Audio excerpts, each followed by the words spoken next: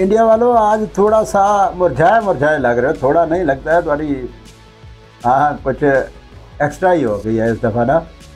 क्योंकि जिस तरीके से आप एक अपनी टीम को और ख़ासकर अपनी बैटिंग लाइनअप को जिस तरीके से हाइप देते हैं, वह टोटली कोलैप्स हुई है। इसकी दो रीज़न हो सकती हैं। एक तो सबसे पहले मैं बात करूंगा इरफान पठान की। वो किसी और ही पर्सपेक्टिव में इस हार को लेके चल रहे हैं कि ये जो पिच है इसने काफ़ी ज़्यादती की है इसने, क्योंकि जो साउथ अफ्रीका थी वो किसी और पिच पे खेली है, और जो इंडिया के साथ हुआ है वो आपके सामने है। बेड़ा गर्क हो गया उनकी टोटल बैटिंग लाइनअप का। और साथ में एक और मैं ट्वीट जो है वो ऐड करना चाहूँगा राशिद लतीफ़ साहब की तरफ से। जो राशिद लतीफ़ साहब ने एक ट्वीट किया है, उन्होंने कहा है कि मैं कोट करना चाहूँगा कि India fell into their own trap. मैं इससे डिसएग्री ज़रूर करूँगा, क्योंकि वो अपने ट्रैप में नहीं फंसी या अपने उस ट्रैप में नहीं गिरी। वो उन्होंने ना नक्कल के लिए भी अकल चाहिए होती है। उन्होंने सोचा कि अगर बॉलिंग पिचेस करेंगे जिस तरीके से पाकिस्तान ने किया है, तो क्यों ना हम भी इस तरह से करके ये वर्ल्ड टेस्ट चैम्पियनशिप की जो डिफेंडिंग चैम्पियन है उसको हम ट्रैप कर लेंगे। और उसी खोदे हुए गड्ढे में खुद जाके गिरे, क्योंकि पाकिस्तान के पास तो एक और एज भी था, क्योंकि बाबर की फॉर्म का आना और आपके जब से रिजवान बाबर वापस आए हैं, पाकिस्तान की जो मिडिल ऑर्डर है वो बहुत ज़्यादा स्ट्रॉन्ग ज़रूर हुआ है, क्योंकि यही दो प्लेयर रन्स कर रहे थे और काफ़ी देर से बाबर उस लय में नज़र नहीं आ रहे थे, और उन्होंने साबित भी किया। और साथ में सलमान अली आगा और काफ़ी सारी हमारी बैटिंग जो डेप्थ है वो काफ़ी स्ट्रॉन्ग हुई है। और आपने देखा है कि मुसलसल सीरीज़ विन कर रहे हैं, और जो कॉन्फिडेंस लेवल है वो भी काफ़ी हद तक बूस्ट करता है। लेकिन यहाँ पे इंडिया का जो सत्यानाश हुआ है वो तो एक तो उनके गरूर की वजह से, जिस तरीके से उन्होंने एक नामुनासिब अल्फाज इस्तेमाल किए गए साउथ अफ्रीका के कैप्टन के हवाले से और उनकी हाइट के हवाले से। और मेरे ख्याल से आप इसे डिसएग्री भी कर सकते हैं, लेकिन ज़्यादा डिसएग्री नहीं करेंगे, मोस्टली एग्रीड ज़रूर करेंगे कि इनके जो महान क्रिकेटर जो शतकों के शतक वाले सचिन तेंदुलकर और इनकी हाइट है टेम्बा बाउमा की हाइट में मेरे हिसाब से 19-20 का भी फ़र्क नहीं होगा। लेकिन क्या कहें कि बस दूसरों की चीज़ें नज़र आती हैं, अपने बंदा गिरेबान में झांक के नहीं देखता। और इरफान पठान की अगर बात करें तो इरफान पठान ने कहा है कि जो पिच है वो काफ़ी ज़्यादा मुश्किल बनाई गई थी, और जिस वजह से इंडियन जो बैटिंग है वो कोलैप्स कर गई, और ये वो तो रोना धोना। और एट दी एंड जो मैं आपको इनका बताऊं कि वो सलूट करते हुए नज़र आए। अच्छा सबर तो करो, एक और भी टेस्ट रहता है उस्ताद जी, ज़रा साथ अलाओ ना। अभी आपने बिल्कुल ईजी ले लिया था साउथ अफ्रीका को, डिफेंडिंग चैम्पियन ऐसे नहीं है।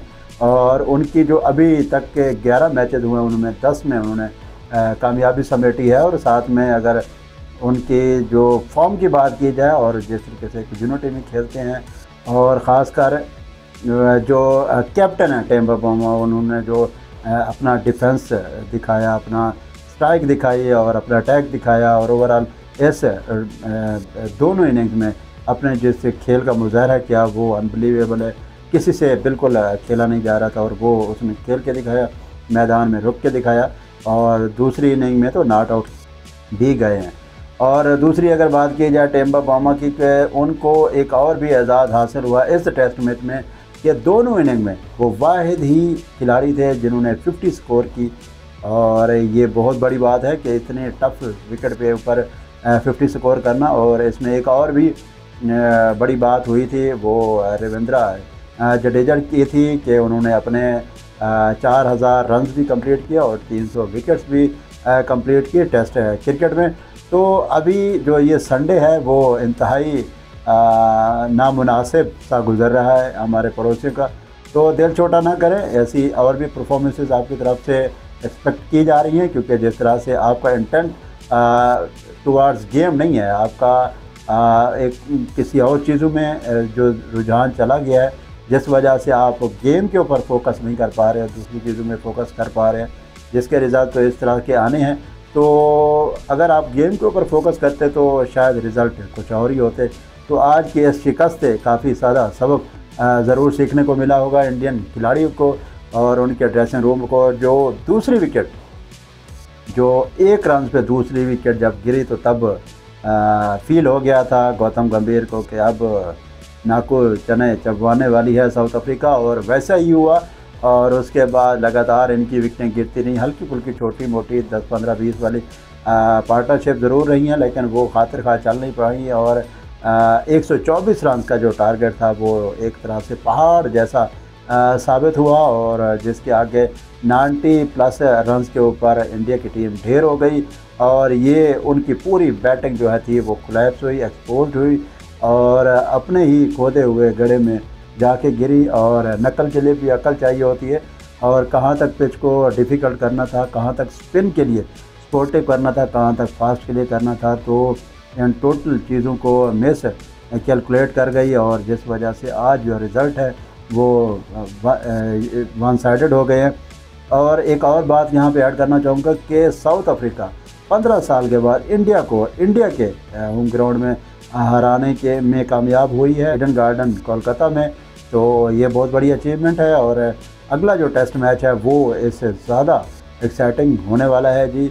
और उसके लिए इंडियंस की आंखें तो ज़रूर खोल गई होंगी, और साउथ अफ्रीका ने जो करना था वो कर गुजरे हैं, और आगे के लिए वो एक मजबूत टीम नज़र आ रही है, और वो one of the best team है, जिसमें अब देखिए पाकिस्तान ने उसको टक्कर दी है, जो वर्ल्ड टेस्ट चैम्पियनशिप में किसी दौड़ में भी नज़र आता हुआ नहीं आ रहा था, और उसने उसको पहले ही मैच में उनको हराया, और दूसरे में ज़रूर हारे, लेकिन मैच वो सीरीज़ टाई किए, टेस्ट और ODI भी जीते, T20 भी जीते।